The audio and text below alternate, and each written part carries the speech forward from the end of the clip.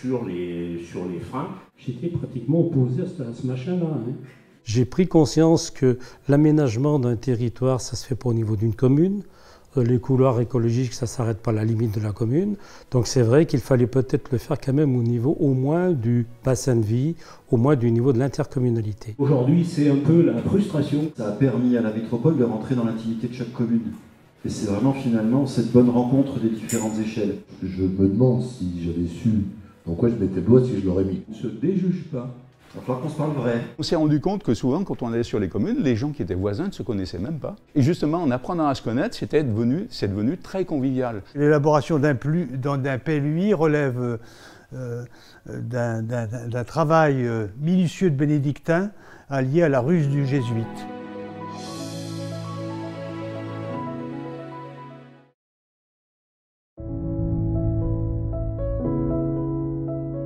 L'intérêt d'un PLUI, c'est d'essayer d'arriver à cet équilibre, à cette harmonie, qui va donner au territoire une logique, une force, une identité. Je crois que la première chose, c'est d'arriver à faire comprendre à nos collègues qu'il était important de travailler à l'idée même d'un projet commun, d'une destinée commune, d'un projet de territoire. Et pour y arriver, je crois que ça suppose, et c'est pas facile, plusieurs conditions.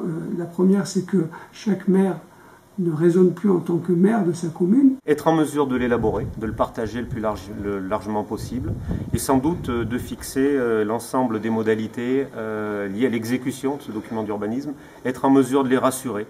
On a commencé 2 ans avant la fin du mandat à faire une sorte de PADD à blanc. C'est-à-dire qu'on s'est réunis tous les 14 communes. On a commencé à parler d'abord entre nous, parce qu'on n'avait pas l'habitude de parler urbanisme entre nous et d'échanger. Certes, on fixe un cadre général, mais on a souhaité élaborer ce document à 3 échelles différentes. Une échelle métropolitaine, une échelle de bassin de vie, qui correspond à la vie quotidienne de nos concitoyens sur un territoire, et puis ensuite à l'échelle de chaque commune. C'est un outil, je pense, qui permet d'affirmer, y compris la prise en compte des spécificités de chaque commune. Les PLUI, c'est un projet de territoire. Et il faut y croire. Si effectivement on lance un PLUI sans y croire, on est sûr de ne pas arriver au bout. Pour moi, la priorité, c'était la communication. Alors faut-il renforcer l'ingénierie? J'ai envie de vous dire oui, parce que nous, on n'avait personne sur l'urbanisme, donc on est parti de rien. On a embauché une responsable urbanisme de très bon niveau, et heureusement. Et on a été obligé de rembaucher 2 personnes de plus sur les dernières phases arrêt, commission d'enquête et approbation. Et si j'avais mieux mesuré les choses, je pense que j'aurais renforcé l'équipe avant.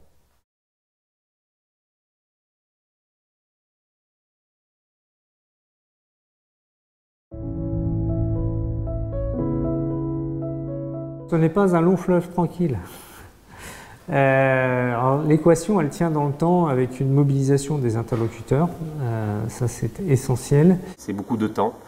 On s'est amusé à faire un compte, on arrive à plusieurs centaines de réunions. Travailler en commun, et en particulier dans des collectivités du type de la métropole, ou en tout cas les intercommunalités, n'est évidemment pas facile. Alors non, c'est pas simplificateur. Et puis cette gymnastique à faire entre élus intercommunaux et communes, parce que on ne peut pas déconnecter les deux niveaux. On découvre, si on le savait pas ou si on n'imaginait pas, que c'est toujours un exercice difficile.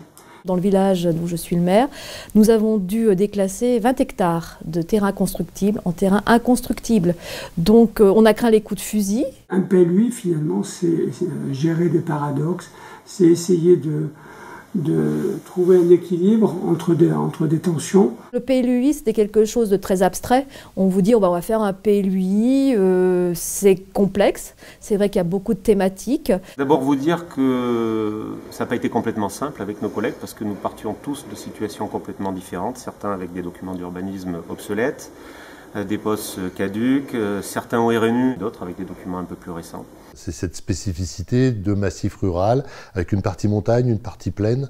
Donc c'est un PLUI aussi qui a la contrainte supplémentaire d'être soumis à la loi montagne. Et la deuxième complexité, c'était d'être sur 2 départements.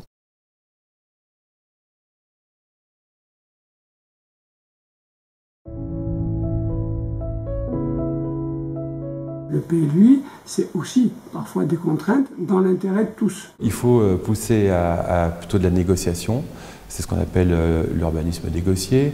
Pour autant, il faut quand même de la règle. C'était l'aboutissement et la traduction en termes d'aménagement, de foncier, à l'échelle d'une certaine cohérence intercommunale. On a eu vraiment des personnes très à l'écoute, des prestataires tant pour les risques, l'écologie, l'environnement, vraiment présents. Moi, je me suis focalisée sur ma compétence et on y a pris goût. Ça a été pour nous, je crois aussi, l'occasion de donner un peu de sens politique au sens noble du terme à notre entité qui venait de naître, Billon Communauté, d'une fusion qui avait été peut-être un peu plus subie que choisie, en bâtissant un véritable projet de territoire. Nous sommes satisfaits parce qu'au final, il y a un consensus général sur la réalisation et la production de ce document qui met en avant un certain nombre d'objectifs que nous étions donnés. Ce leur a apporté, quand on échange avec eux, c'est bien sûr l'harmonisation. Les règles sont les mêmes pour les 14 communes. On a mis en place un outil qui a fait évoluer effectivement une vision commune, qui a mis en cohérence, puisque nous avions des POS, nous avions des PLU très récents, des PLU anciens, et donc nous avons mis tout le monde à niveau, et ça nous a forcé forcément, entre élus, à trouver le dénominateur commun. Les élus ont eu cet avantage de vouloir travailler ensemble. On avait un véritable patchwork, donc il fallait absolument qu'on travaille et qu'on ait tous le même langage. On a eu le budget mis en place par l'Interco, chose qu'on n'aurait pas pu faire au niveau de nos communes. Oui, c'est un sacré défi, parce que sur 17 communes, on a dépassé le cap des 300 réunions. Moi, je le dis souvent, hein, finalement, je suis un vice-président heureux parce que j'ai pas eu à arbitrer beaucoup de choses.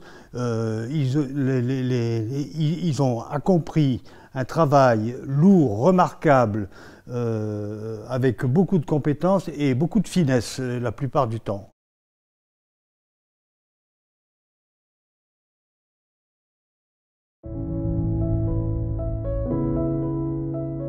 Les élus ont dit non, on ne se déjuge pas, on a décidé, on reste sur notre position. Et ça, je crois que c'est la plus belle réussite qu'on pouvait avoir, c'est justement d'avoir des élus qui sont restés fidèles à leur projet. Il s'est avéré assez vite qu'il y avait nécessité de mettre en œuvre un outil à l'échelle du territoire et de la commune, jusqu'à la commune, qui pouvait permettre de créer ce socle au transfert de compétences. Et le fait qu'on soit en capacité collectivement à l'échelle d'un territoire de pouvoir aborder ces sujets est aussi une marque d'intelligence territoriale. Il faut que chacun accepte qu'on ne fera pas tout à fait la même chose dans chaque secteur et qu'on va raisonner globalement. Je pense que le territoire sort avec un bel outil. C'est un outil très complexe et qui prête à pas mal de prises pour des recours. Alors on va croiser les doigts pour qu'il résiste à tout cela. Le territoire évolue aussi et je pense qu'un certain nombre